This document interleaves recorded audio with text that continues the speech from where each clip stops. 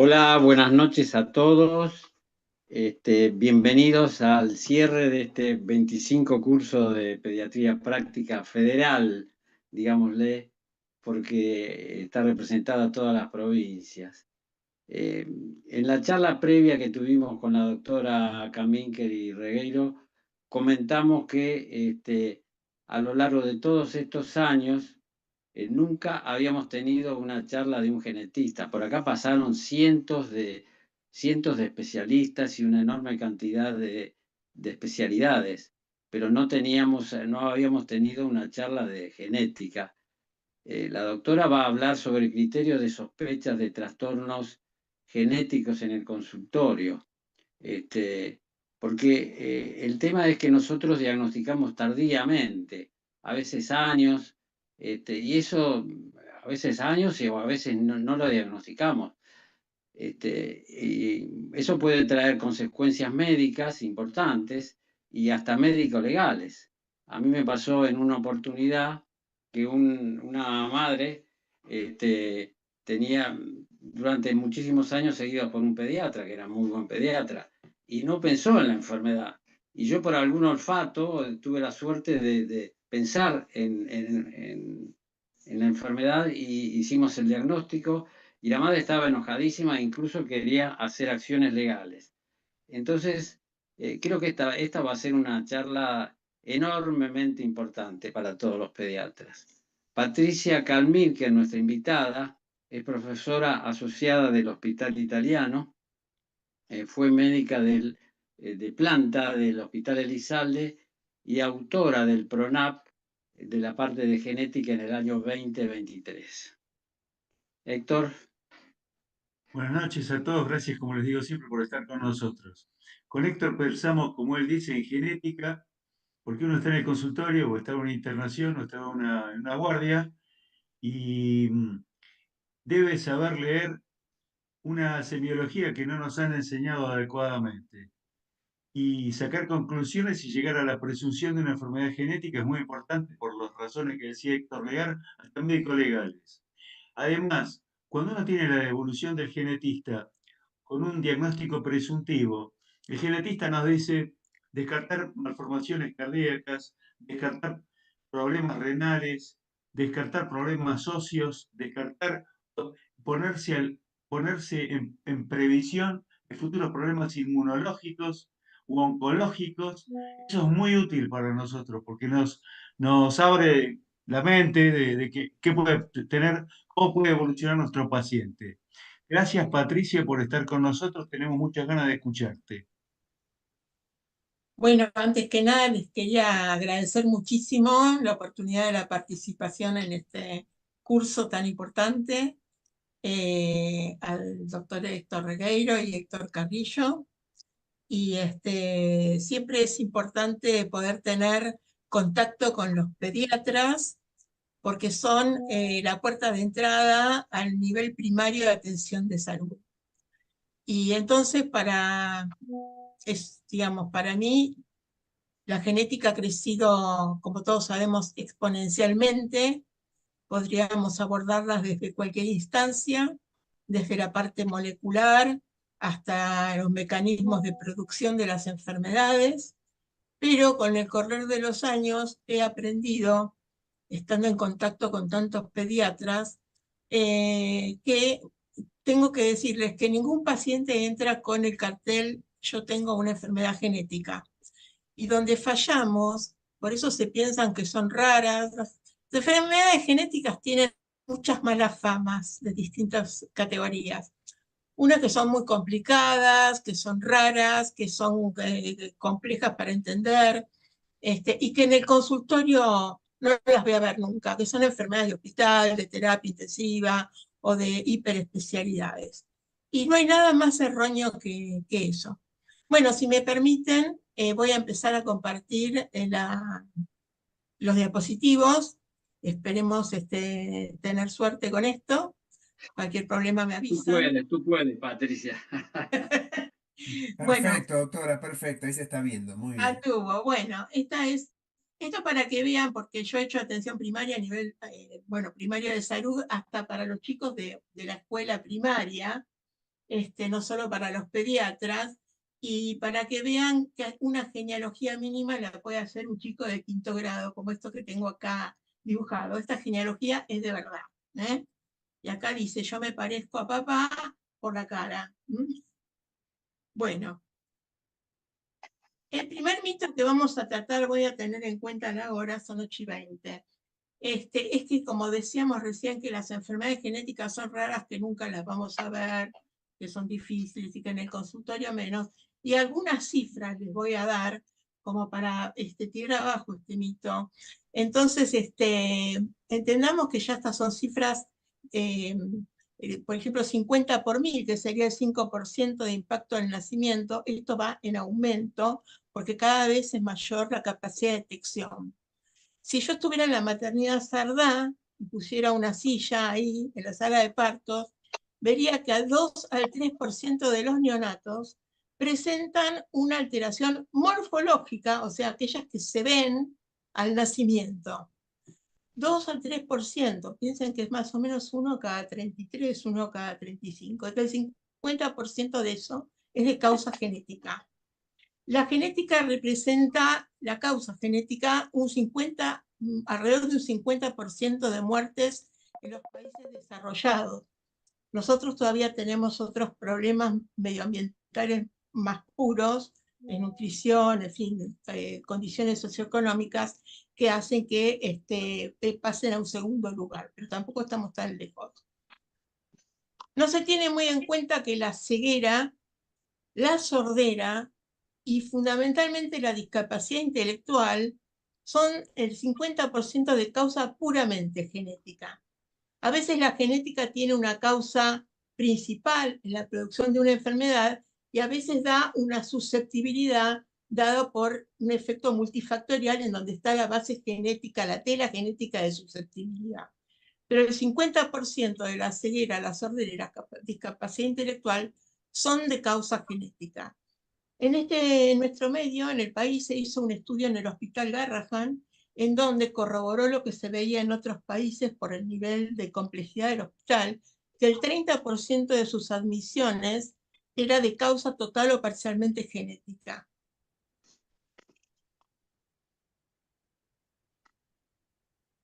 Vamos un poquito a sobrevolar, vamos a recordar, después les voy a mostrar algún diapositivo, que las causas cromosómicas están presentes en 1 cada 150 recién nacidos vivos. Repito, 1 cada 150 recién nacidos vivos.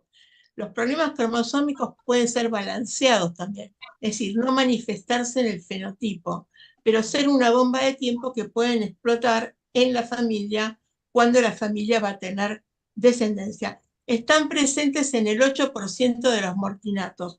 Nosotros todavía no acostumbramos a tener un protocolo de estudio del mortinato, que es sumamente importante porque la familia después viene a preguntar qué probabilidades hay de que me vuelva a pasar.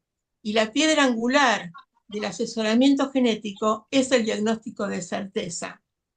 Los trastornos monogénicos, como puede ser una enfermedad metabólica, el albinismo, o sea, son las recetas que están dentro de los cromosomas, que son nuestros genes, que tenemos cerca de 20.000, representan el 1 a 2% en la población general y el 5% de los egresos de los hospitales pediátricos. Los trastornos multifactoriales, que son esa mezcla de tela genética y factores medioambientales, están cada vez más presentes porque no solo nos hablan de estatura o de hipertensión arterial, diabetes, predisposición a asma, en fin, todas las enfermedades que son comunes dentro de una familia, enfermedades comunes, tienen una base genética siempre de susceptibilidad. Ahora, cuando nace un recién nacido con un defecto congénito aislado, no asociado, como puede ser una cardiopatía, una fisura labial, un defecto de miembro, bueno, eso está presente en 1 cada 1000 recién nacidos vivos, y cuando es aislado, la mayoría tienen un origen multifactorial, o sea, la combinación de factores genéticos y ambientales. Fíjense, esto ya es del año 2008, sacado de estadísticas vitales del Ministerio de Salud, las malformaciones congénitas, o sea, las que son visibles al nacimiento, no hablo de causas que pueden desarrollarse posteriormente, o puede ser una enfermedad de Huntington o un retardo de una discapacidad intelectual severa, son la segunda causa de muerte. Y muchas de ellas tienen prevención, y si he trabajado en prevención, recordemos nomás los trastornos de defecto de cierre del tubo neural con el ácido fólico, ¿no es cierto? Lo que decía el doctor Carrillo y también el doctor Regueiro es que uno de los problemas que estamos teniendo es que el periplo de las familias con un trastorno genético muchas veces se extiende por años. Yo acá saqué por razones de tiempo todo un laberinto de recorrido, creo que lo tengo al final de los diapositivas, te lo muestro, pero que un diagnóstico lleva entre 5 y 10 años. Eso es porque los criterios de sospecha pasan desapercibidos. Las consecuencias de eso pueden ser graves. Pueden ser graves para el paciente por las medidas que hay que tomar, pueden ser graves por la familia, por los riesgos de ocurrencia o de recurrencia, o para simplemente decirles que ha sido una cosa accidental y que tienen bajo riesgo de que esto suceda. Es decir, el diagnóstico oportuno lo que hace es aumentar la eficiencia del manejo del paciente y su familia. El núcleo de atención del genetista es la familia, no es solamente el paciente que es derivado. El 80% de las enfermedades poco frecuentes, el 85%, son de causa genética. Y fíjense, ¿ven el cursor en la pantalla? ¿Se ve?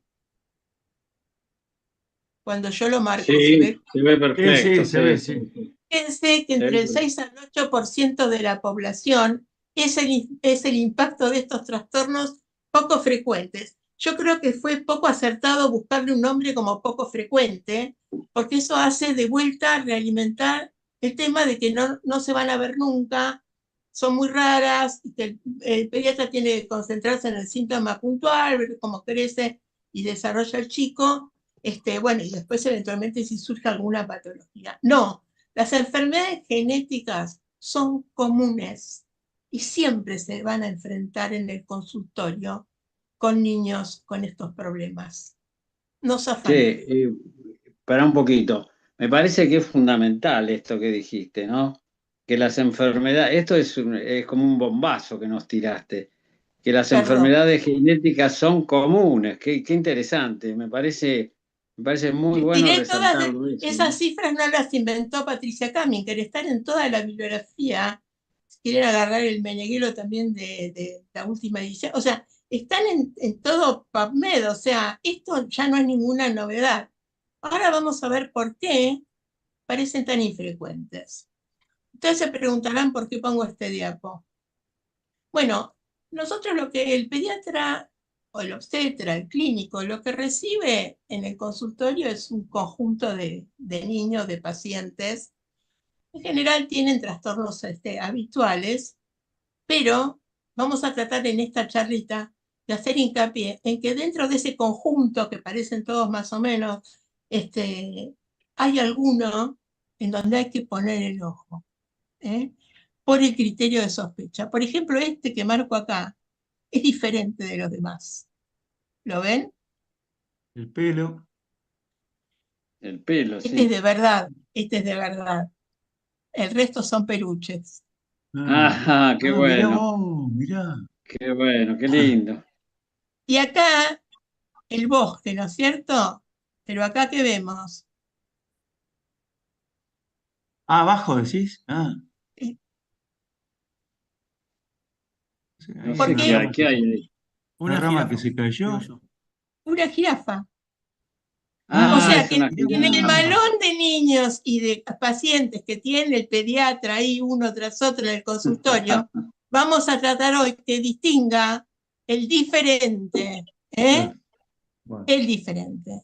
Esa es la idea de esta charlita.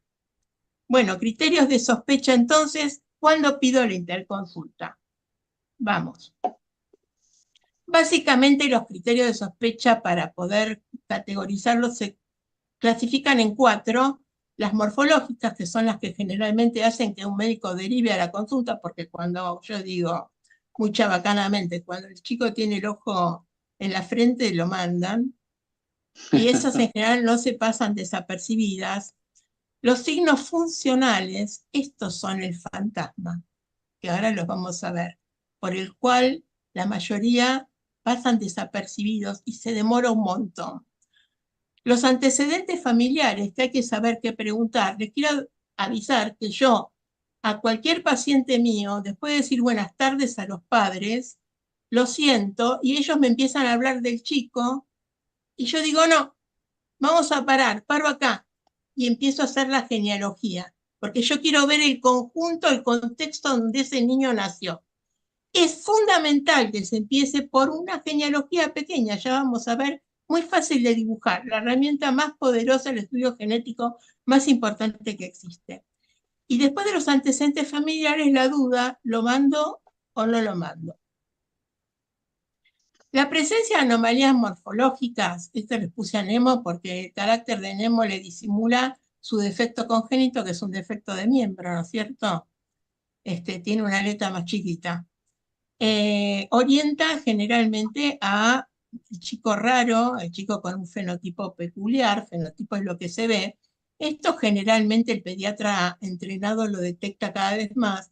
Hace falta el ojo entrenado de ver y ver y ver para darse cuenta cuando un ojo está más separado del otro. Yo los puedo remitir a la bibliografía, que busquen en el PRONAP, hasta hay un link para que vean toda la secuencia de malformaciones, y dismorfias, pero el pediatra va desarrollando un ojo en la práctica diaria, ¿no es cierto? Entonces, este niño tendrá un trastorno en una talla baja, un problema con su estatura, miembros cortos. Esto es una fase muy peculiar, con esto que es raro, que se llama sinofris, un filtrum raro, acá tiene asociado una malformación de miembros. Desde ya se los digo, no hace falta que hagan diagnóstico. Son los signos morfológicos. Acá vemos un enanismo, una forma de enanismo con miembros muy cortos, generalmente mortal al nacimiento. Acá lo que vemos es una microcefalia, o sea, esa cabeza. Escucho. Las preguntas de ustedes me pueden interrumpir porque posiblemente a cualquiera se le esté ocurriendo lo mismo. Así que si tienen algo para decirme, paramos. Acá les traje algunas cosas para tener en cuenta, pero son infinitas las cosas que podría mostrar. Como decía uno de ustedes, las asimetrías corporales, asimetría facial, las manchas en el cuerpo, en este caso es un angioma que toma toda la cara, pero que a veces esto, como la piel proviene del ectodermo, el neuroectodermo también puede estar afectado, por lo tanto puede haber consecuencias cerebrales. Saber mirarle las orejitas, no solo donde están implantadas, sino si tienen alguna anomalía de tipo microtia, mamelones preauriculares y demás. Este chico que tiene una frente prominente es un chico raro, ¿eh? Que volvemos a la microcefalia, que tiene múltiples causas. Yo no estoy diciendo que acá la causa sea puramente genética. Estamos hablando de criterios de sospecha y dismorfias, que son las que generalmente no pasan desapercibidas al pediatra. Fíjense que acá hay que mirar la boca también, por afuera, los dientes. Acá hay un incisivo central. Esto no es inocente porque puede haber un problema en la línea media cerebral. Como ven acá, esos ojitos separados en este muchacho, esto después de la cirugía, también el hipertelorismo nos puede hablar de un trastorno a línea media cerebral, porque la frente, el proceso nasonasal, tiene que ver con la conformación del cerebro, ¿no es cierto? Acá, como vemos, vemos esos ojos pequeños, la obesidad, el cabello muy rubio, o sea, colores que no pegan o no entonan con el de los padres, por ejemplo, el albinismo. El color de los ojos, a veces esta discromía de iris anticipa una sordera que es dominante y que puede haber transmisión familiar de esto.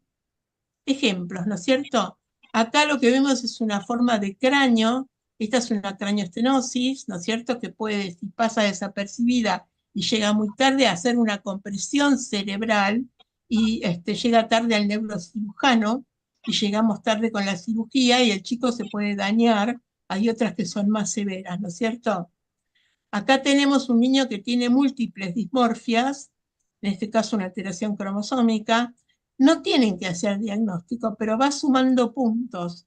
Es todo chiquito, tiene esos ojitos separados, el puente nasal ancho, lo van a ver raro.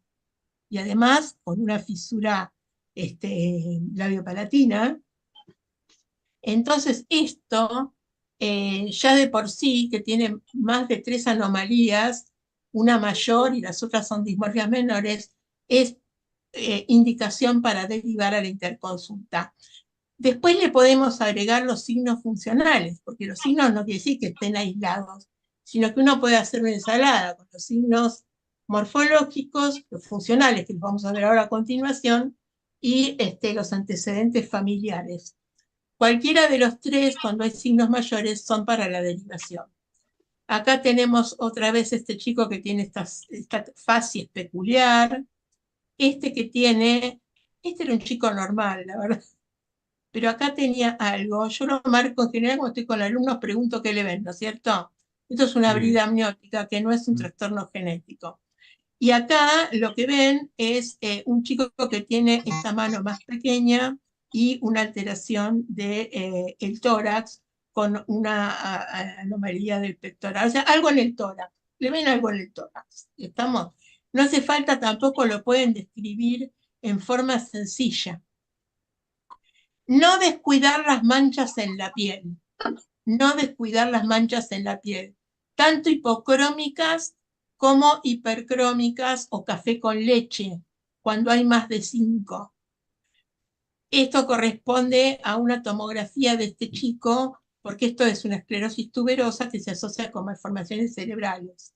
Pero lo importante es que veamos esas manchas blancas, que también se asocia con autismo sindrómico. Sindrómico porque obedece a una causa genética.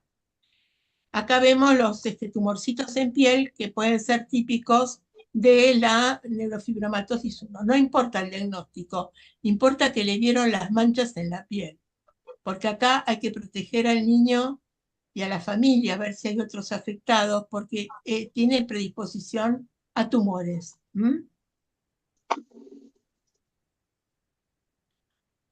No se olviden nunca, tomar una medida suelta no sirve. Hay que medir y percentilar.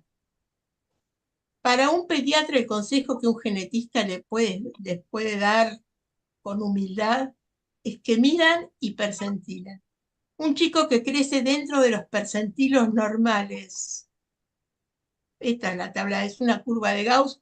Cada punto del percentilaje es la curva de Gauss, ¿no es cierto? Y acá están los límites inferiores y superiores. Un chico que crece y desarrolla con estatura, con perímetro cefálico, no lo dejen de medir. No lo dejen de medir, por lo menos hasta que el chico tenga 10 años. Y el peso percentilado y que crece en percentilos normales, más o menos acorde con el tamaño familiar, pero dentro de percentilos normales, y desarrolla madurativamente normal, es un chico que va por la buena senda y que no va a tener problemas.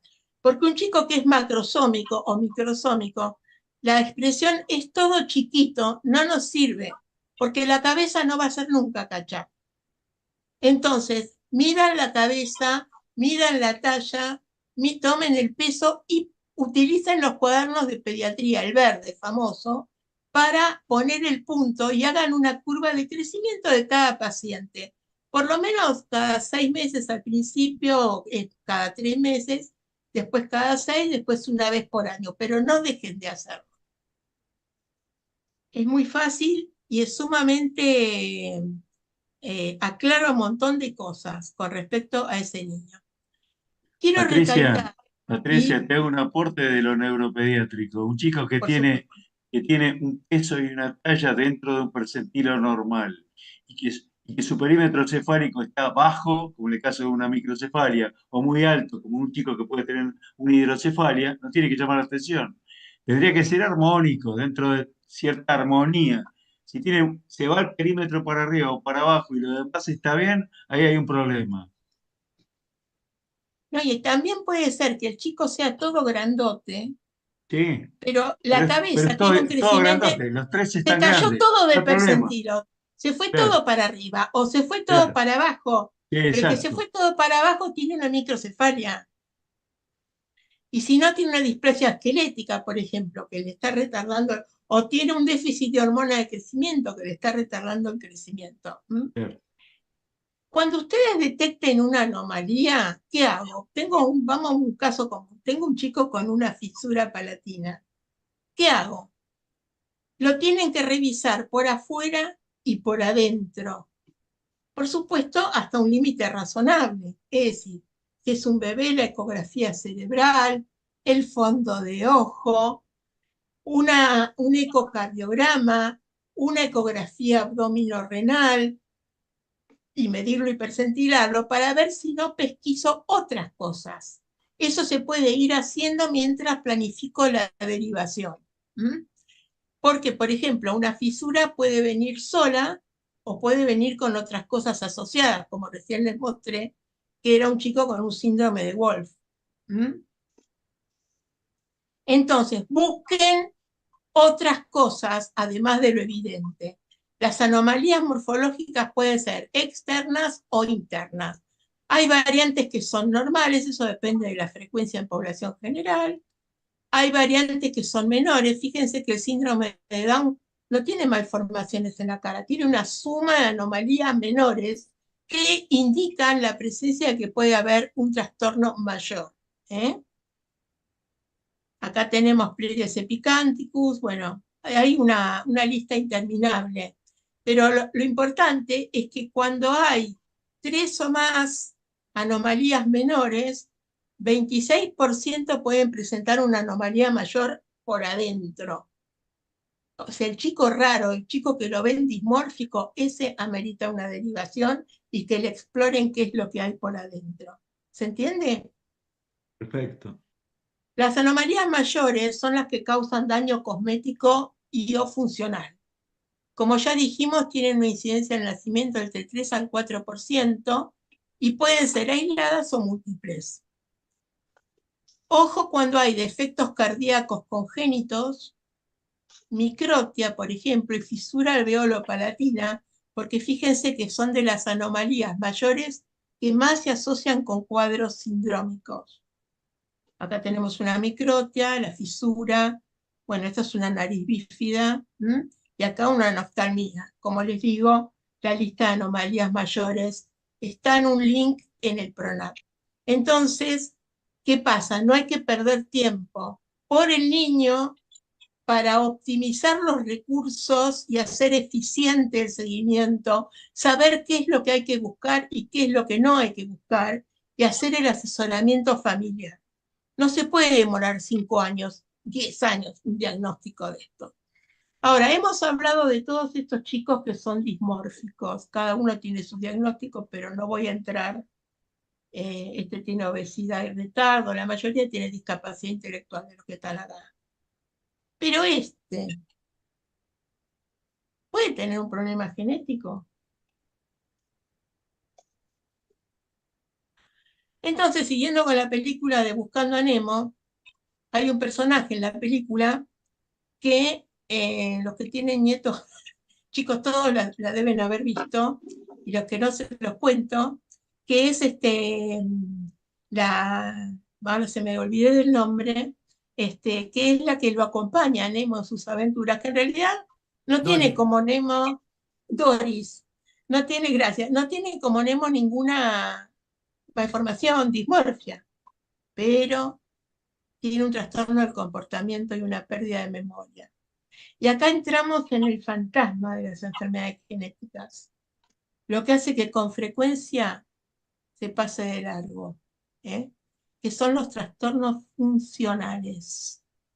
Atención con esto, atención con esto.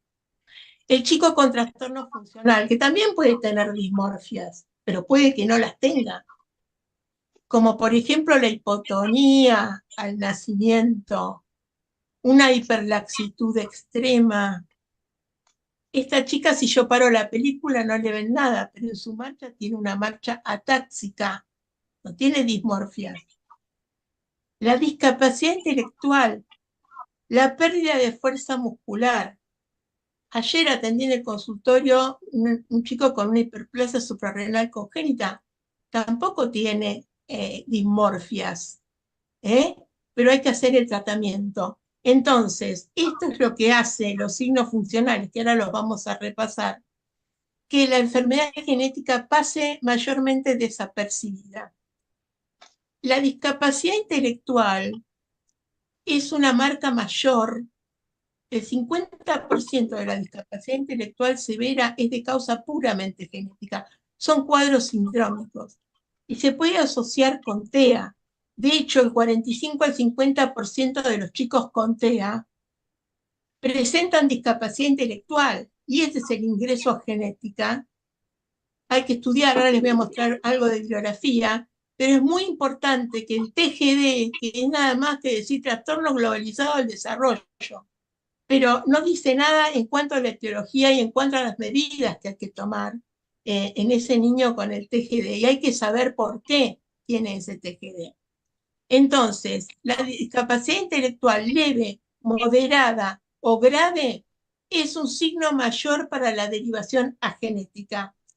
Está el que tiene una discapacidad leve, que a veces tiene que ver con factores multifactoriales, familias, implica con factores socioeconómicos. Bueno, eso por ahí uno puede demorar más o esperar un poco más. Pero si se asocia ya con dismorfias o con algún antecedente familiar significativo de los que vamos a ver ahora, hay que mandarlo. Patricia, perdóname. No, sí, sí. con relación al autismo y el trastorno genético. Repetime lo que quiero interiorizarme de eso. Bueno, el autismo es un capítulo del cual yo hablo solo de autismo, o sea, habría para hablar muchísimo. Ahora les voy a mostrar, porque ya sabía que esa pregunta iba a venir. Ahora les voy a mostrar bibliografía. Más o menos del trastorno del espectro autista, entre un 20 a un 30% son de causa puramente genética. La heredabilidad del autismo es de un 90%. Cuando un gemelo monocigótico presenta autismo, el otro lo presenta prácticamente con un 100% del espectro. Ahora, dentro de autismo hay dos grandes categorías.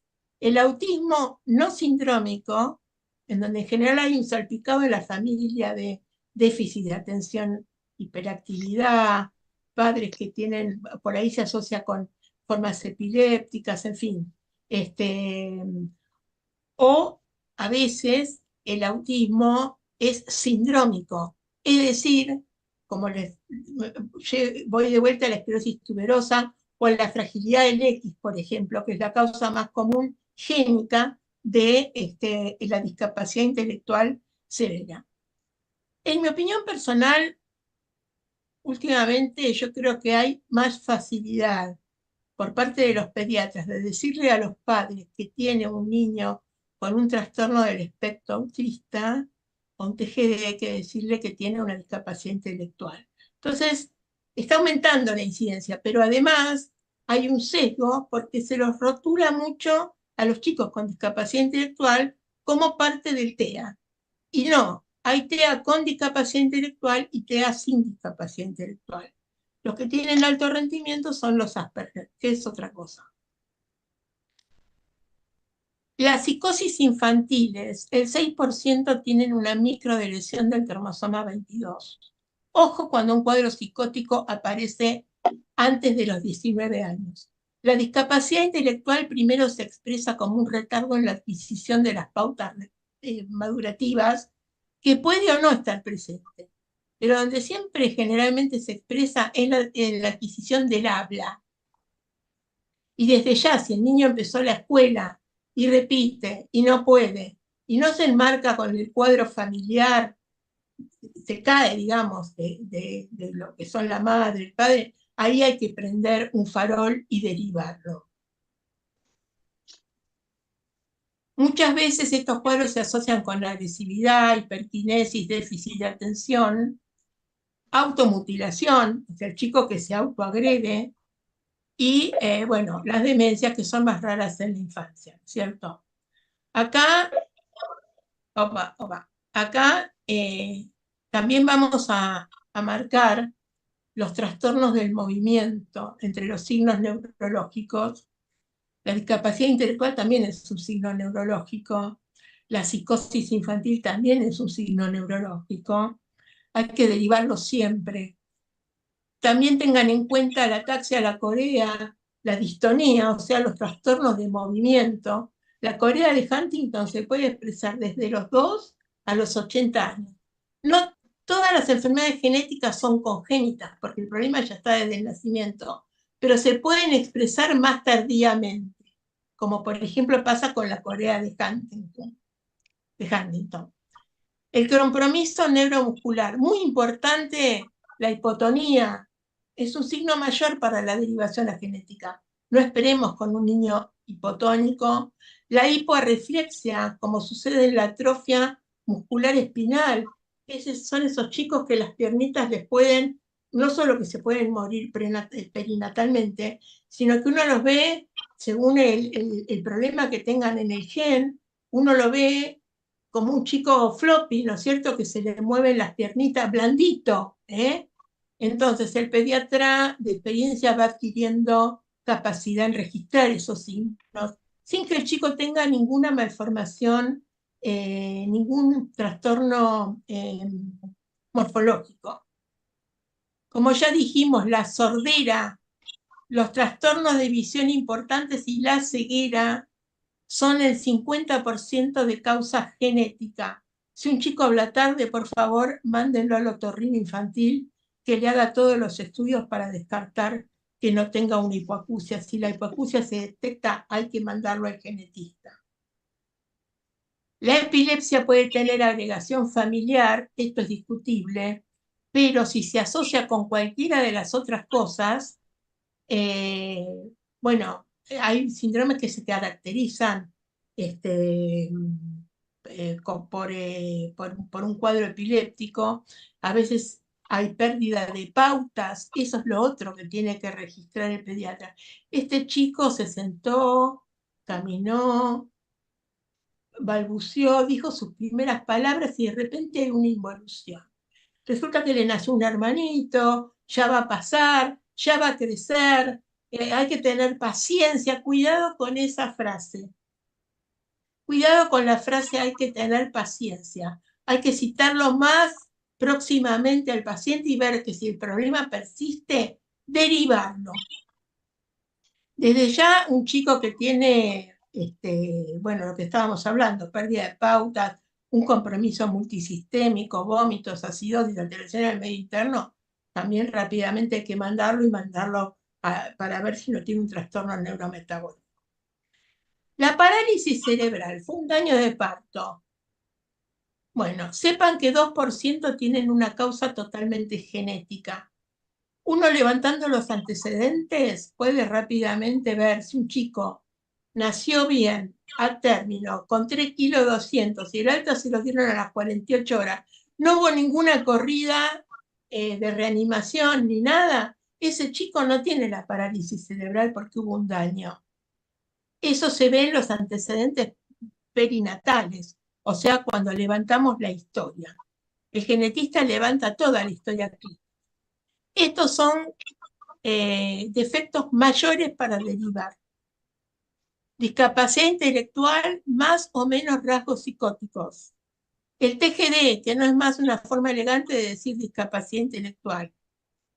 Autismo, pocos van a ver el autismo de Kanner. A veces el chico tiene rasgos autistas, lo mira, no se conecta, aletea, alguna otra cosa.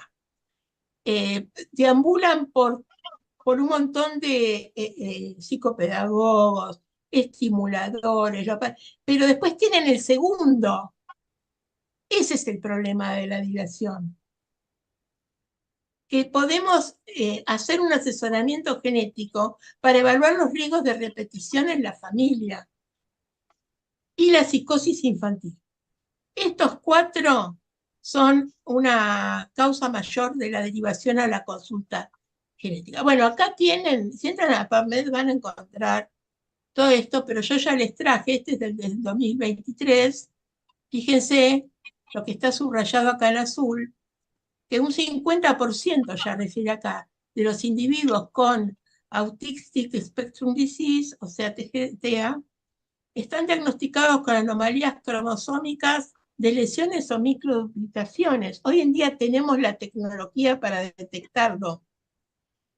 Muchas obras sociales lo cubren. Entonces, si esto es un problema de microdeleción o es un problema a nivel génico, lo podemos detectar y podemos asesorar a la familia con los riesgos de repetición, además de si en ese caso en particular, con lo que se detectó, como por ejemplo en el síndrome de DiGeorge, no tenemos que evaluar que tenga un déficit de inmunidad celular, que tenga una crisis de hipocalcemias, que tenga una alteración cardiológica estructural. Son todas cosas que tenemos que chequear si tenemos el diagnóstico. Si no tenemos el diagnóstico, no vamos a tener la eficiencia en el chequeo. Y fíjense lo que dice acá. Clínicamente definidos, o sea que son sindrómicos, y molecularmente definidos, es alrededor del 20%. Si bien la mayoría de los casos todavía permanecen como no sindrómicos, ya con el solo hecho de que un 25% tenga un diagnóstico genético posible, viable y que no demore el peregrinaje, es suficiente para pedir la interconsulta. El que quiera abundar más en esto, lo invito a buscar en la bibliografía en PubMed, que está empapelada con esto. Ahora bien, resulta que viene la consulta bebé. Y yo les pregunto a los residentes de 4º año de mi hospital, ¿este bebé puede tener algo genético? Yo me voy a adelantar con las respuestas, porque acá no le puedo preguntar a más de 100 personas. Pero muchas veces se quedan pensando, porque lo ven muy lindo. No, ¿qué problema genético puede tener este bebé? Bueno, hablamos recién de todo lo que puede tener. Puede tener sordera, puede tener ceguera, puede tener pérdida de pautas, puede tener discapacidad intelectual, leve, moderado o grave, puede tener el famoso TGD, puede tener TEA. Entonces, que no tiene ninguna dismorfia, hay que entender que el fenotipo sin anomalías morfológicas abran los ojos con respecto a los signos funcionales. La ausencia de anomalías morfológicas no descarta un cuadro genético en absoluto. Los antecedentes familiares. Bueno, ahí están los símbolos de las genealogías. Vamos a pasar a la que sigue. ¿Qué le pregunto a los padres? Bueno, veo el marco socioeconómico, la edad, el estado de salud de los padres, si toman medicación, si consumen droga, o sea, eso es la historia clínica, uno lo levanta, es fundamental el estado de los padres, la escolaridad. Pregunta que casi nunca se hace, y a veces lo ocultan. ¿Hay alguna relación de parentesco entre ustedes? Si le dicen sí, es mi esposo o es mi esposa, eso no vale. Tienen que preguntarle si hay vínculo de sangre. Esa es la pregunta. Si hubo dificultad para la concepción, también es un signo que puede haber algo genético dando vuelta. Fallas reproductivas, si tuvieron mortinatos, y si hay algún antecedente que reúna los criterios de sospecha que vimos recién, ¿no es cierto?, en la familia. ¿Cómo se hace una genealogía? Fácil, la pueden ir completando. Madre, línea de unión marital, padre, acá puse la edad. Los hijos cuelgan del arbolito. Acá tenemos una que está rayada porque está afectada de algo. Entonces, la que traen a la consulta, Esta otra que es mayor, redonda de mujer, tiene 9 años. Y este fue un aborto espontáneo que tuvieron. Y acá le empecé a agregar. La madre tuvo otra pareja, está separada del padre y tuvo madre, su padre, de la madre. Ahora seguimos por los antecedentes del padre, que tiene madre y tiene padre. Si no es un caso bíblico, tienen todos madre y padre. En este caso el padre está fallecido, el papá tiene una hermana mujer, acá aparecen todos como sanos el resto, ¿no es cierto? Esta hermana mujer tiene, 4 no significa que el chico tiene 4 años, significa que tiene 4 varones sanos. Si hay algo que quieran poner, ahora yo les voy a mostrar de mano, de puño y letra, cómo se puede hacer una genealogía. Entre corchetes quiere decir que es adoptado, ¿eh? Y acá por ahí, bueno, este era un embarazo gemelar, que uno se perdió y el otro nació. Como ven, hay que preguntar, ¿no es cierto?, si hay algún antecedente de enfermedad genética. ¿Alguno tuvo dificultades en la escuela? ¿Alguno nació con alguna malformación? ¿Alguno necesitó un tratamiento crónico? Esas son las cosas que uno pregunta. Y de los hermanos es sumamente importante tener los antecedentes. Y eso me va a ubicar con respecto a los riesgos que tengo de mi paciente. No es lo mismo tener un solo afectado, aunque acá hay un factor de riesgo por acá, bueno, y otro que era un embarazo gemelar. Y ahí aparece otro factor de riesgo, que es la doble línea, que es la consanguinidad. Y esta, bueno, es una genealogía hecha de puño y letra. Esta es la madre y la hija. Cuando la madre tiene retardo mental o discapacidad intelectual, el riesgo para los hijos es mucho más grande, de tener una discapacidad. ¿Cómo se pregunta? ¿Fuiste a la escuela? ¿A qué edad terminaste? Porque si le preguntas, ¿fuiste a la escuela? Pueden decir que sí. ¿A qué tipo de escuela fuiste? Normal, diferencial, con apoyo. Entonces por ahí salta que fue con apoyo, que terminó la primaria a los 17. O sea, esto uno lo va aprendiendo con los años, ¿no es cierto? Pero fíjense, acá también este papá de esta nena tenía 5 hijas mujeres aparentes sanas con otra señora. Y la mamá era adoptada, pero sabía que a lo mejor la madre de ella podía tener algún tipo de trastorno. Después se verá cuál es el encuadre diagnóstico. Este es un niño que la hermana estaba catalogada con una discapacidad intelectual, iba a escuela especial, tenía 9 años cuando yo lo vi. Este es el propósito de la consulta. La mamá tenía un estrabismo divergente y acá había un niño que tenía una apariencia facial. Acá tenía un hipotiroidismo. Esta abuela, de una depresión mayor, con un intento de suicidio, ojo con los cuadros de depresión mayor, y cataratas.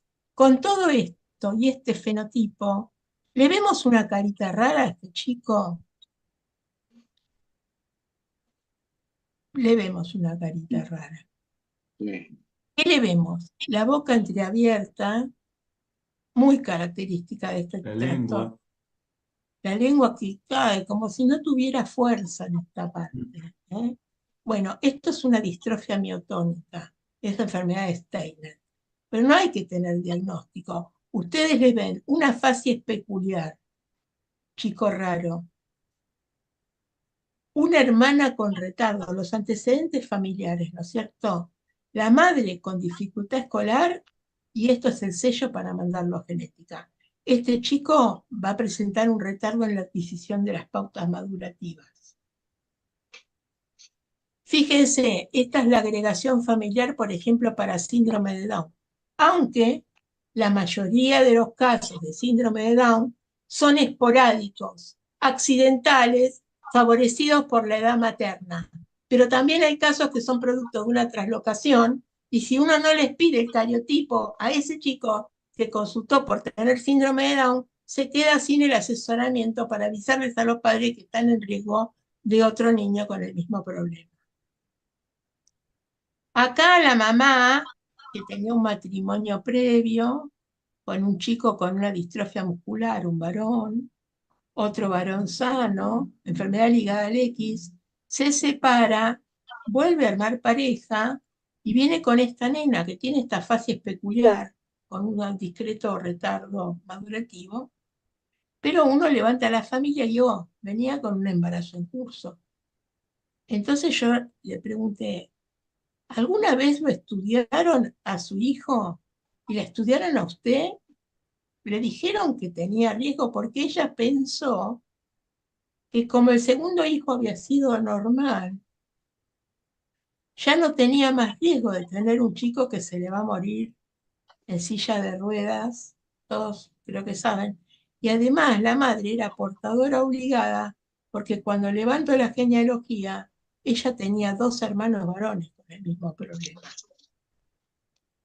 Entonces, no fue a la consulta genética y lo peor de todo es que vino con un embarazo en curso,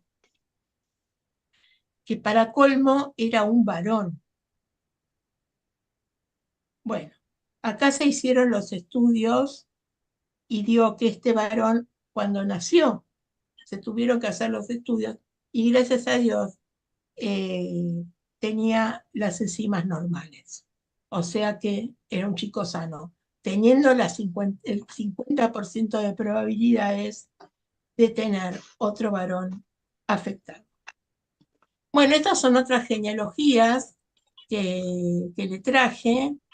Esta es la genealogía de la esclerosis tuberosa. Prácticamente este chico tenía retardo madurativo, convulsiones, máculas blancas, o sea, estaba cantado el diagnóstico, pero fíjense que tenía 2 primos con dificultades escolares, una tía con epilepsia, que es muy característica de la esclerosis tuberosa, y este tío fallecido con un tumor cerebral, es decir, no le faltaba nada.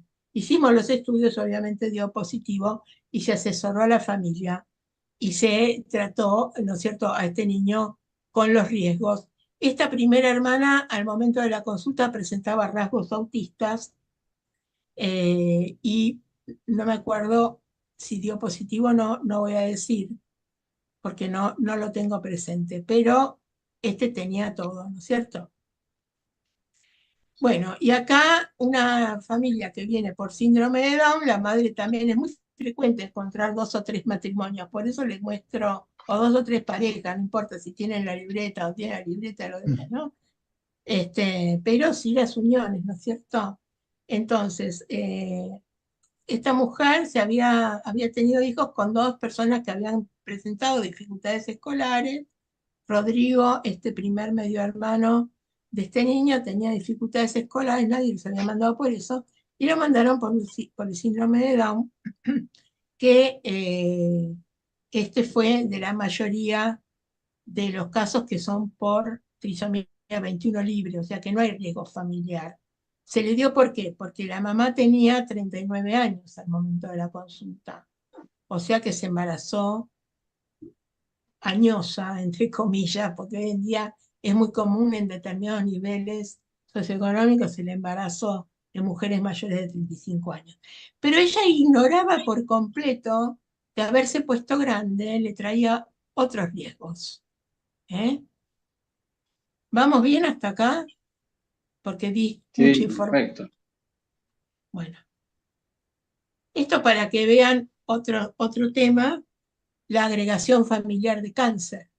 Ojo con el cáncer de mama, porque capaz que están controlando un chico y la madre hace cáncer de mama, tenía la madre con cáncer de mama o con cáncer de colon y nunca nadie los mandó a la consulta genética, es decir, somos médicos, estamos en la atención primaria, tenemos que ver el tema de diabetes, obesidad, hipertensión y cáncer. Este es un síndrome de Lynch, bueno, dominante, ya estaba estudiada, ya estaba detectada la mutación y demás, ¿no es cierto? Y a ella le dio positivo el test. Bueno, terminando, ¿qué pasa cuando tenemos la duda? ¿Lo mando, no lo mando, lo mando, no lo mando? Siempre lo mando. Después vemos. pero siempre lo mando. Recuerden que un mismo fenotipo puede obedecer a causas distintas. La discapacidad intelectual es un fenotipo, es lo que se ve.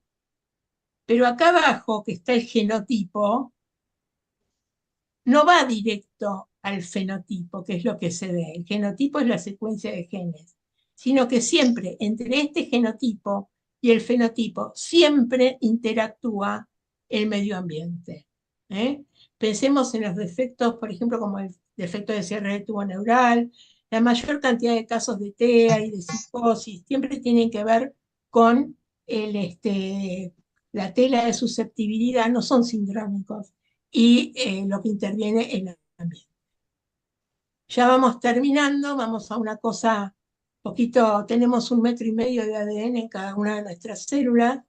Esto, si no lo digo, me muero en alguna de las clases, porque todavía hay gente que no distingue entre lo que es un par de alelos, que yo acá los pinté porque no los vemos al microscopio, y lo que es un cariotipo. Los cromosomas sí los vemos al microscopio. El síndrome de Down tiene 3 cromosomas 21. Son todos cuadros que podemos diagnosticar con el cariotipo. Pero un cariotipo normal no descarta un problema genético, porque ahora las técnicas moleculares van a lo profundo, van a los capítulos. Y entonces ese chico con esclerosis tuberosa o con enfermedad de Steiner, el cariotipo le va a dar normal. Va a salir en el estudio molecular. ¿Qué estudio molecular vamos a elegir? Y eso depende. Acá tenemos entonces clásicamente lo que ¿por qué se producen las enfermedades genéticas? Bueno, puede haber una alteración cromosómica como el síndrome de Down, o que no se ve en el microscopio en un cariotipo a simple vista, como es el síndrome de Williams, que tiene una microdeleción en el cromosoma 7, le falta un pedacito del cromosoma 7. Puede ser mendeliana, o sea que está a nivel de los genes, con cariotipo normal, como puede ser el albinismo, o multifactorial, como son los defectos del tubo neural. A todo esto se agregaron nuevas explicaciones, por ejemplo, las mutaciones dinámicas, como ocurre en la fragilidad del cromosoma X, son los chicos hiperkinéticos, macrocéfalos, primera causa de retardo de discapacidad intelectual de causa genética severo. Las mujeres pueden presentar también un cuadro más leve, y sobre eso se fue agregando la impronta genómica, o sea que un mismo problema puede obedecer a una misma región cromosómica, pero depende si esa región sea heredada de la madre o del padre. En el caso del Prader-Willi falta el cromosoma o la parte del cromosoma 15 paterno, y en el caso del Angelman falta la parte del 15 materna. Son fenotipos completamente distintos. Y las herencias mitocondriales, que afectan múltiples órganos y sistemas, son causa de psicosis, de discapacidad, de trastornos musculares, de retinopatía, de trastornos renales. O sea, y no siempre la genealogía es típica, hay que pedir los estudios. Y sobre todo esto, éramos pocos, como diría mi tía, y se agrega la cuestión de la epigenética, que es del prendido y apagado de los genes, que no alteran la secuencia del gen, pero que lo silencian o lo prenden en un momento dado de la evolución. Esto tiene mucho que ver con el medio ambiente. No tengo tiempo hoy de entrar en mayores explicaciones, pero básicamente este es un resumen con los grandes títulos de las causas, ¿no es cierto? Otra cosa que quería decirles es que no confundan una paciente que dice, o una madre, ya tiene estudio genético y viene con un cariotipo en la mano. Eso no es suficiente. No es suficiente. Es decir, para derivar a la consulta genética, no es necesario que tengan el diagnóstico de lo que tiene el chico, porque el diagnóstico nos cuesta trabajo a nosotros. Pero tengan presentes los criterios de sospecha, estos que estamos hablando. Porque en realidad no hay estudio genético, hay evaluación genética. Y la evaluación empieza por la genealogía, todas las cosas que acompañan al embarazo, si fue con fiebre, si no fue con fiebre, si hubo pérdidas si hubo brote en el cuerpo, si ingirió alguna medicación. El alcohol es la primera causa de retardo mental. ¿Cómo fue el parto? Ya hablamos de los diagnósticos de parálisis cerebral, la evolución, el examen físico, y después ya entramos en la interdisciplina para armar el diagnóstico sobre el cual vamos a basar el asesoramiento genético, que es lo que va a hacer eficiente el seguimiento de ese niño y su familia con el tratamiento y la prevención. Las enfermedades genéticas están empezando a tener tratamientos de fondo, ¿eh? Lo saben los que han tenido algún chico con la atrofia muscular espinal. ¿Alguna pregunta? Ya termino, faltan 2 diapositivas. Un poquito más sobre tratamientos nuevos, como acabas de Bueno, decir, para la atrofia espinal infantil. están ensayando tratamientos para el Duchenne, está en general a nivel de investigación, pero cada vez más para trastornos de la retina, como la retinitis pigmentaria, que obedece a distintos mecanismos, y está toda la parte de farmacogenómica, es decir, qué respuesta va a tener un fármaco en función del genotipo de una persona. Eso se ve mucho en psiquiatría, ya lo están empezando a pedir de rutina, porque antes era ensayo y error, y ahora con el genotipo se ve específicamente para ver la metabolización de las drogas, citocromo P450 y demás, todo el conjunto hepático de enzimas que metabolizan, qué respuesta y qué respuesta anómala puede tener alguien al tratamiento. Eso también lo tienen que saber.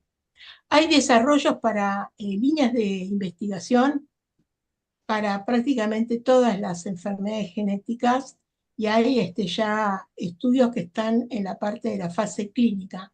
Eso cuando uno tiene algún problema con esto, hay que conectarse y lo buscamos por internet, vemos los centros donde se hacen. En general hay grupos de padres, eso también es aconsejable. Cuando uno llega a un diagnóstico, vincular a los padres con grupos de padres que están en internet, con chicos con el mismo problema. Ellos son los que más al día están de estos tratamientos.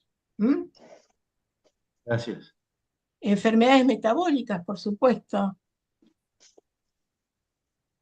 Y desde ya, de todas las que se hacen pesquisa neonatal, la mayoría, el hipotiroidismo congénito tiene tratamiento, ¿no es cierto?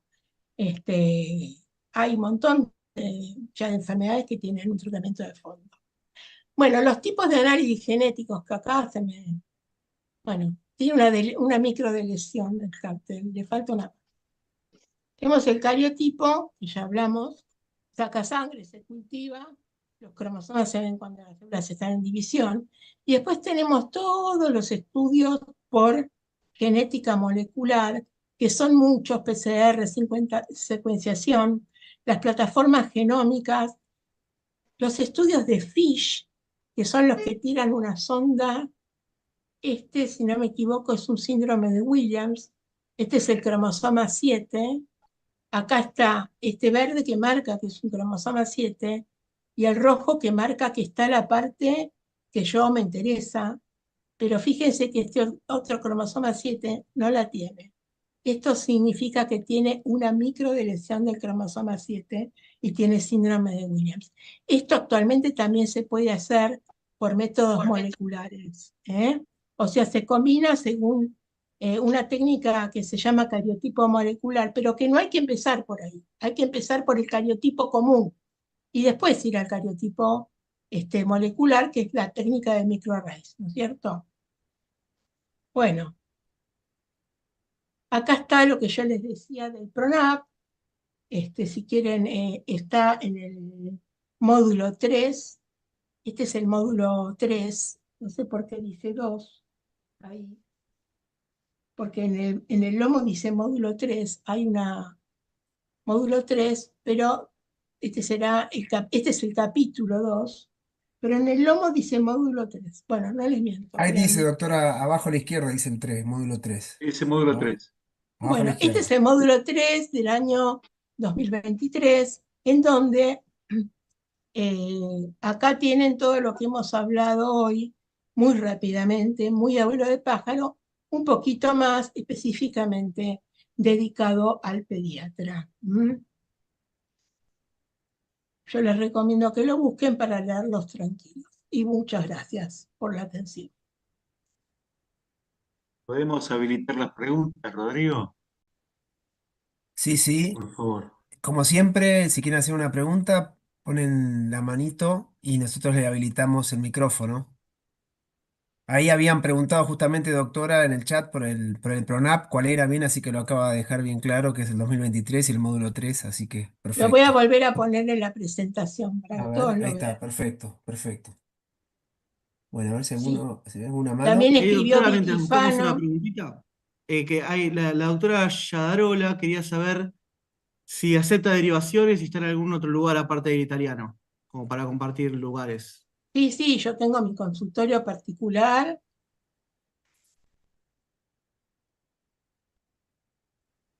Se tildó. Hola, Antes teníamos el mail, tu mail, Patricia. Sí, Se tildó. sí, creo se que tildó. estaba el mail, Estaba al al Sí, principio principio. el mail, en Está la al la siguiente principio, está presentación. al final.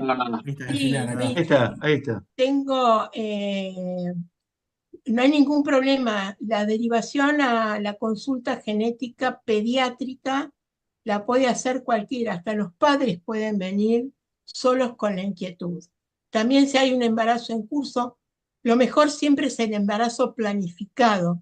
Cualquier agente de salud puede hacer la derivación a la consulta genética. Lo que pasa es que lo que hay que tener incorporados son los criterios de sospecha. El tema de genética y embarazo es otro capítulo, ahí el reloj entra a correr. Lo ideal es hacer la consulta antes del embarazo, la preconcepcional.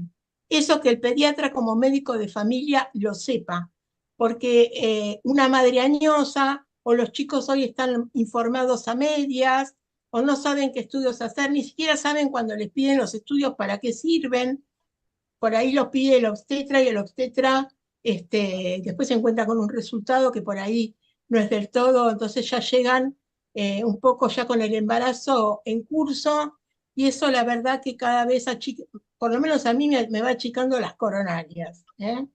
Entonces, el pediatra sepa que la mejor consulta es la preconcepcional, para ver los factores de riesgo que hay en esa familia. Y si hay un chico con problemas, con más razón. Excelente, Patricia, doctora. tengo una pregunta. Tengo una Bueno, hija que es psicopedagoga y trabaja en un centro que hacen autismo. Se llama Casita TEA. Actualmente creo que cambió de nombre, pero le dicen cariñosamente Casita TEA. ¿Cuál sería el criterio de diagnóstico? Digamos, ¿todos los autistas hay que derivarlos al genetista? ¿O sí. cuál sería el paciente que habría que derivar? Si es que no tienen algún genotipo, obviamente. Pero hablo de una psicopedagoga, no de un médico, ¿eh? Lamentablemente yo tengo que decir que sí, que es un criterio mayor. Por eso les digo que vayan a internet. Yo soy la que doy las clases en FEPI, el de Lidia Coriat. Ah, Lidia Coriat, yo la conocí, Claro. que va Bueno, yo de soy la aquellas épocas. genetista, claro, bueno, sigue la hija con eso. Ah, sí, Sí, y por supuesto cuando ven entrar un genetista hacen más de retro, ¿no? sí. Pero no lo digo yo, o sea, cualquiera que se tome un poquito la molestia de entrar en internet a PubMed, o sea, donde están las publicaciones que cumplen del estudio de ser analizado por pares y demás, están las estadísticas, están los metaanálisis, ya no resiste el menor análisis. Además, la mitad de los chicos diagnosticados con TEA, esto es importantísimo, tienen discapacidad intelectual. Doctora, le vamos a habilitar ahora el micrófono a la doctora de Marco, pero primero, que me parece que va relacionado con este tema de las derivaciones, eso, el doctor Vladimir Balcázar estaba preguntando, él dice que es pediatra de Capital Federal. Entonces, ¿cuáles son los centros de ámbito público para llevar pacientes para evaluación? Porque refiere, bueno, que Por es un problema. supuesto, hay genética clínica en los 3 grandes hospitales pediátricos. Estamos con algún problema con los turnos y con los laboratorios. El laboratorio es limitado. Pero tanto en el Garrahan como en Casa Cuna, como en el Hospital Elizalde de Casa Cuna, como en el Hospital de Niños Ricardo Gutiérrez, hay genética pediátrica. O sea que pueden sacar el turno, esperar. Cualquier problema, me pueden consultar para ver el grado de urgencia que tiene algo. Lo que siempre hay que hacer es advertir a los padres que hasta que no se sepa cuál es el diagnóstico, no sabemos si esto puede repetir o no en otro embarazo. Ese es uno de los mayores problemas que tenemos con la dilación de los diagnósticos. Yo he atendido familias con la derivación. Excelente. Doctora de Marcos, tiene habilitado el micrófono. Muchas gracias, buenas noches. Doctora, muchas gracias por la Buenas noches. charla. No, La al consulta era porque me quedé con el principio de la charla respecto de los mamelones preauriculares. ¿Cómo es el manejo ahora? ¿Qué implicancia clínica tiene? Yo recuerdo cuando era residente hace unos años atrás, se pedía ecografía renal, luego se desestimó. ¿Cómo los manejamos hoy en día? Los mamelones preauriculares hay que mandarlos a genética porque conforman parte de un cuadro, de una cantidad de síndromes innumerables. El más común es el Goldenhar, o sea, el fascio auriculovertebral. Hay que pesquisarles otras cosas. Y hay un montón de cuadros cromosómicos que se acompañan con mamelones preauriculares, o sea que lo más prudente en esos casos es derivarlos a la consulta genética. Genética pediátrica, insisto. Excelente. Bueno, le habilitamos ahora el micrófono a la doctora Morelio.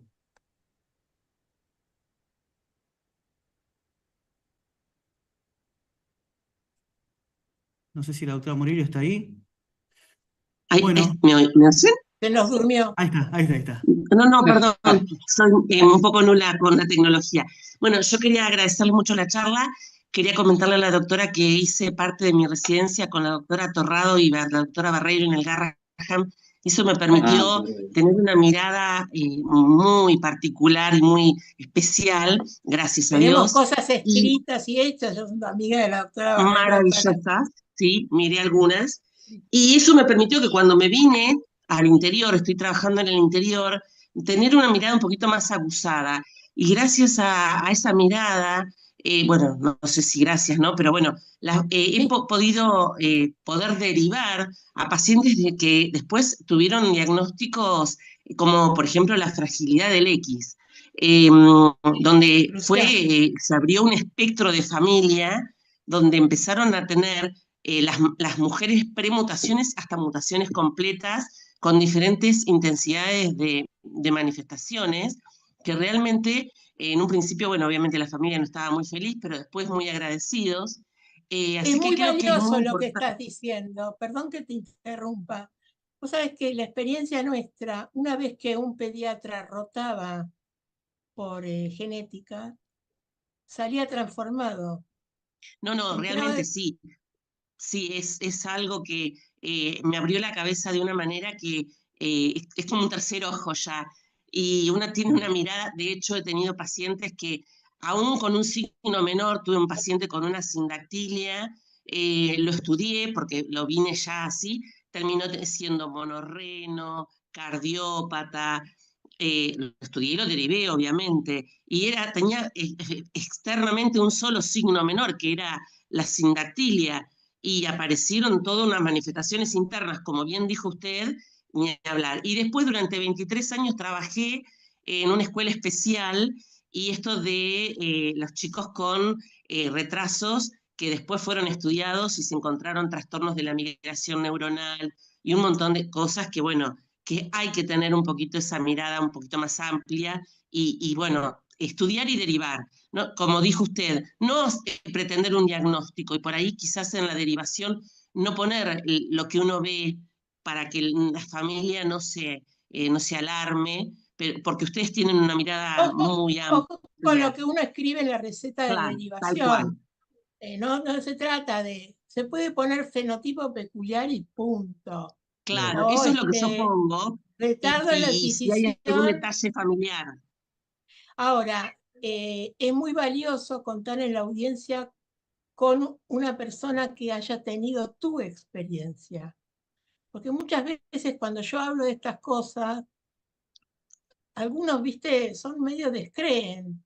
Pero ¿de dónde saca que el TEA puede tener que ver con lo genético o que el retardo mental? Entonces, ¿cómo cambia la visión? Todos los residentes, todos los pediatras tendrían que tener una concurrencia de por lo menos 2 o 3 meses a un servicio de genética pediátrica, porque salen como pediatras con un escotoma muy grande.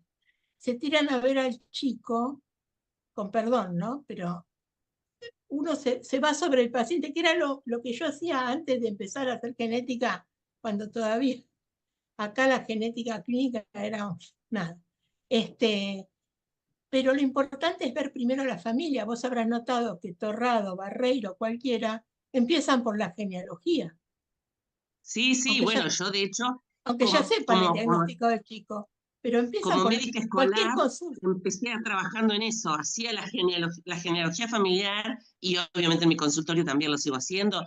Y cuando hago la primera consulta, aparte de las características del parto, si no lo recibí yo, es eso, qué antecedentes familiares hay, la escolaridad paterna, la consanguinidad, bueno, todo lo que usted refirió, doctora. Muchísimas gracias, ha sido maravilloso. No, gracias a vos por tu colaboración. Tengo una plátera ahí. Así que te agradezco mucho la pregunta y la aclaración.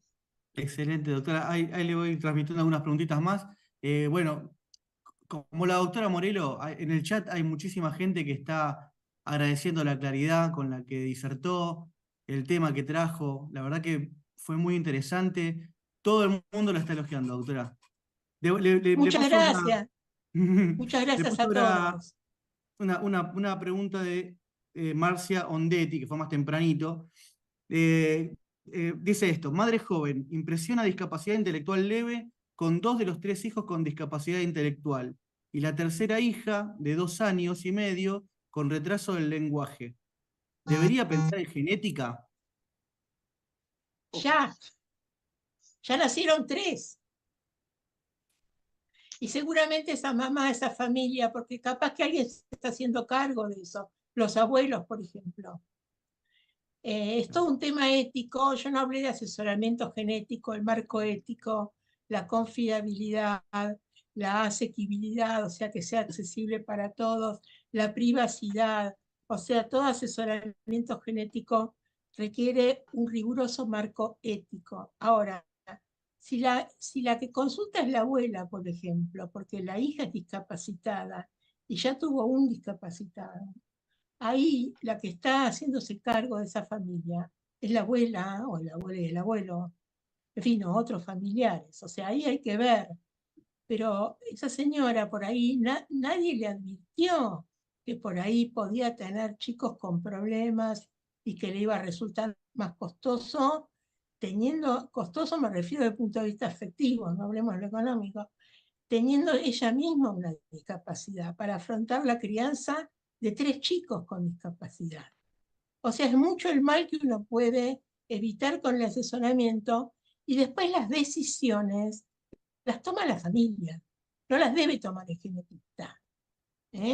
O sea, no tiene que ser dirigida la decisión, pero el genetista tiene que explicar los riesgos eventualmente y después la familia decidir qué camino o qué opciones reproductivas tiene. De eso habló muchísimo la doctora Comari, también la doctora Negrotti, que fue mi maestra, Cristina Barreiro, mi hermana mayor, y Mari Torrado también. O sea que ellas han hablado mucho yo no puedo hablar acá de todo porque me excede por completo, se darán cuenta el tiempo. Bueno, Entonces tanto hice Regueiro foco. como Carrillo están tomando apunte de esto por el año que viene, doctora. Sí, Como no, es ¿Sabes mientras qué muy yo tenga probable. ¿sabes qué fuerza, estaba pensando, Patricia? A lo mejor podés hablarnos nuevamente de un número de enfermedades que se puedan dar en una hora o en 2 días, las enfermedades más frecuentes que ven. hagan una lista los Claro, pediatras claro. y lo Vamos a vamos pedir colaboración, manejando. sí. Sí, cómo no, con mucho gusto. Muchas gracias. En lo que yo pueda ayudar, ya le digo, para mí esto es muy importante. Después de la atención, obviamente, de mis pacientes, esto es crucial en mi carrera, la docencia, porque acá hay muy poco de genética y no está en medicina todavía. Doctora, Elba Ifram había dicho, si presenta esclerosis tuberosa en región nasogeniana bilateral y si se derivó al neurólogo e informa que no tiene lesiones, ¿cuándo se vuelve a derivar? No sé a qué se refiere con lesiones nasogenianas. ¿Podría aclararlo? A ver si está Elba Ifram y le habilitamos el micrófono, que levante la manito primero. Patricia, tendrá máculas hiperpigmentadas, café con leche en la zona nasal y en la zona geniana, ¿no? Esclerosis tuberosa tiene Sí. que tener blanquitas, algunas café con leche. No sé cómo lo descartaron. La única manera de descartarlo, lo adelanto, es el estudio molecular. Bueno, sé que no está la doctora. Después ella misma agregó un comentario, no sé si está relacionado o no. Dice, también se ven niños con estrabismo y asociado a problemas escolares. Claro, No sé. el problema no es el estrabismo, es que puede haber una discapacidad intelectual.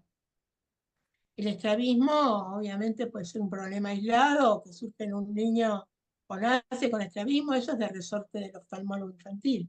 Ahora, una cosa es el estrabismo y otra cosa es que tenga dificultades escolares. Fue corregido el estrabismo, ese chico escucha bien, adquirió las pautas en términos normales. ¿A qué se llama dificultades escolares? ¿Tiene 10 años y no pasó de primer grado? Ya le Entonces, habilitamos el micrófono a Elba y Fran, a ver si ella bueno, ya puede hablar. Hola, buenas noches. hola, Hola, sí. ¿cómo estás, Elba? Doctora, yo tuve un niño, o sea, ese chico yo lo atendí hace 2 años y como apareció con lesiones tuberosas en la región nasogeniana, me pareció raro, entonces lo derivé a un especialista de piel. Y la especialista de piel me dijo que eran lesiones tuberosas y que debería hacer una interconsulta con un neurólogo porque podía tener lesiones, está relacionada con lesiones a nivel neurológica. Por eso hice Bueno, pero ¿qué pasa con la familia de ese chico? ¿Tiene hermanos? eh, ¿Alguno tiene manchas blancas? ¿Hay retardo? ¿Hay TEA? Eso en principio, ¿no es cierto? O sea, sí, ¿cómo cae el chico? Ahora, aunque no haya nadie, porque la esclerosis tuberosa en la mayoría de los casos se da, el dominante se da por mutación espontánea, el único estudio para certificar que no la tiene es un estudio de ADN, del gen. ajá, sí, doctora, entiendo. Sí, sí. Porque el neurólogo no va a poder ir al fondo. O sea, si tiene esa lesión, es un indicador mayor para pedir el estudio genético. Para esa era mi duda, porque, o sea, yo no soy especialista, pero bueno, yo tenía mi duda, ¿entiende? Por Está eso. bien, es correcta la duda. Es correcta. Bueno, muy amable y excelente, doctora. Aprendí No. muchísimo por su Bueno, me disertación. alegro ser útil en Muchas alguna medida para todo esto. Estoy a su disposición. gracias, doctora. Gracias al Gracias a laboratorio. ustedes. Bueno, doctora Morelo tiene habilitado ya el micrófono. Bien, doctora, vuelvo a recalcar, y perdón a todos mis colegas, la importancia, y quizás también para que usted pueda hablar el año que viene, de los controles cuando hay diagnósticos prenatales de alguna malformación. De hecho, tuve el caso de una paciente que cuando voy a asistir el nacimiento, venía con un diagnóstico que tenía un quiste renal. Bueno, después que nace la pongo en profilaxis porque ponían quiste renal o urostasis y termina siendo que la nena en realidad es monorrena, por lo cual todo lo que significa e implica, más allá de que le hice el control con genética, el control de una paciente con un órgano único, en este caso. Creo que por ahí da para charlar en otra oportunidad y que nos asesore sobre los diagnósticos prenatales, que ahora, por suerte, se están haciendo cada vez más. El diagnóstico prenatal es un capítulo extensísimo. Si quieren saber algo, yo tendría que darles una charla aparte. Tiene dos partes. Bueno, para el año que viene. Prenatal. Tiene la parte técnica y la parte de manejo y asesoramiento. Que las dos son absolutamente relevantes. Difíciles. El tema del manejo en un diagnóstico prenatal, cualquier cosa en principio que salte hasta por ecografía, cuando nadie lo espera, es un drama familiar. Van los abuelos, todos a ver la ecografía del bebé, pumba, salta algo. Eso es un drama que hay que contener también a la familia y después llegar al diagnóstico, si podemos. Entonces, ver si es un problema aislado, asociado, en fin, repasar toda la galería diagnóstica, y es un tema que da para largo. No sepan que tienen que escuchar una charla o leer específicamente porque es un tema muy amplio. Es un tema muy amplio, porque el diagnóstico prenatal no es nada más ni nada menos que la genética pediátrica de lo que no se ve. Todavía no lo podemos tocar al chico. Está toda la genética ahí.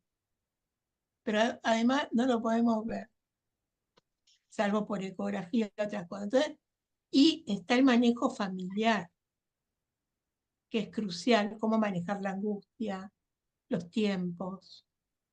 Eso se va aprendiendo con el tiempo. Ustedes los pediatras también tienen, o sea, cuando uno tiene dudas muchas veces las tiene en la cabeza y va viendo con qué velocidad, cómo maneja, el grado de ansiedad de los padres.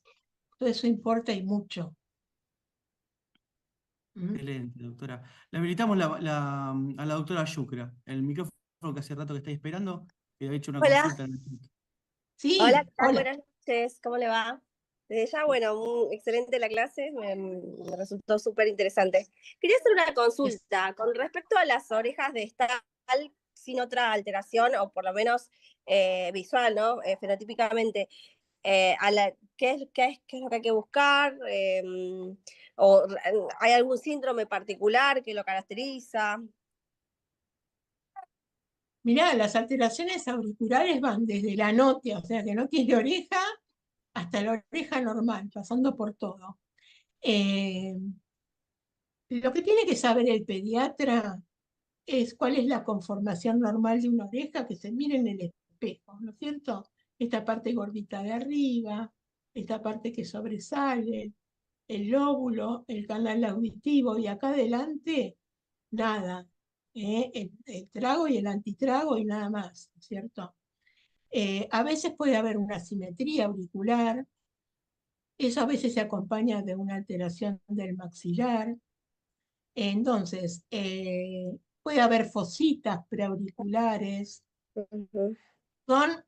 Las alteraciones auriculares son para tomarlas en cuenta. Y si hay duda para mandar a la consulta, cuando hay mamelones o una oreja malformada, mándenlo. Y si hay duda también, mándenlo, porque la duda es el cuarto criterio mayor de sospecha. No perdamos tiempo. Es preferible llegar al diagnóstico que el chico no tiene nada más que eso, pero tiene que ver alguien de la especialidad para eso. Muy bien. Bueno, muchas gracias. No, gracias a vos. Excelente. No sé, doctora, ¿cómo viene? ¿Quiere que hagamos alguna preguntita más? No, si es parte Son de ustedes 20. no hay mayores inquietudes. Yo vuelvo a agradecerles la invitación, la oportunidad de dar a conocer estas cosas que para nosotros son muy importantes, que el pediatra y los médicos de atención primaria de salud lo sepan. Porque es la puerta, es una de las grandes puertas de entrada, junto con la obstetricia y la clínica del paciente al sistema de salud. Bueno, Excelente. Patricia, realmente una charla muy esclarecedora. Espero. Bueno, a lo largo de estos 25 años, creo que esta ha sido una charla tipo bomba, que nos has despertado La mente. la mente. Ha sido realmente, bueno, yo fui compañero de Barreiro y Ah, y cuando ella, sí, hicimos la residencia juntos. Cuando ella dijo que iba a seguir genética, como que a todos nosotros nos pareció medio como extraño, porque bueno, yo busqué la neonatología, otro así, pero extraterrestre. era como una Sí, extraterrestre. sí, a mí también me dijeron que estaba. Sí, pero realmente tiene muchísima importancia y hemos aprendido un montón. Te agradecemos y no sé, Héctor, si tenés Y te algo. vamos a volver a convocar, Patricia, porque la verdad que Exactamente, nos enseñaste un exactamente. montón en una hora. Nos abriste la Sí, Cuando mente. sí, sí. quiera. Estoy a su Bueno, ¿Cómo no? disposición para lo que necesiten. Ahí está mi mail, cualquier problema me pueden consultar, no hay ningún problema. Yo les mando incluso mi teléfono y charlamos, ningún problema. ¿Cómo no? ¿Eh? Bueno, Lo buenas importante es noches. el paciente. Que estén muy Doctor, bien y gracias. Nos gracias, despedimos. Por favor. gracias. A doctor, ¿me la permite próxima. unas palabras? Primero, como dice en el chat, agradecerle a la doctora por la charla, por lo clara que fue y por, como usted dijo, nos abrió la cabeza. Y por otro lado, terminando este 25 años de estas jornadas o cursos de pediatría práctica de Almirante Brown o nacionales ya, quería pedir un fuerte aplauso para el doctor Carrillo, el doctor Regueiro, que han hecho ya una trayectoria de esto, un clásico de esto, que han pasado, como usted dijo, miles de disertantes y miles de profesionales que se han nutrido y han mejorado la atención, se han actualizado, se han abierto la mente, así que no quería dejar de mencionarlo porque realmente han hecho un aporte a la comunidad durante estos 25 años que es digno de resaltar y de aplaudir. Así que nuestras felicitaciones, nuestro agradecimiento en nombre de todos los profesionales que están acá, para ustedes, por todo lo que han hecho por toda la comunidad. Gracias. Bueno, muchas gracias, muchas gracias. Muchas gracias, muchas gracias. Bueno, ¿qué otra cosa? Los esperamos el año que viene. Los esperamos el Hasta el año que año que viene. viene. Sí, por favor, y gracias, ¿eh? Buenas Gracias a noches, buenas ustedes. noches. Buenas Buenas noches. noches. Hasta luego.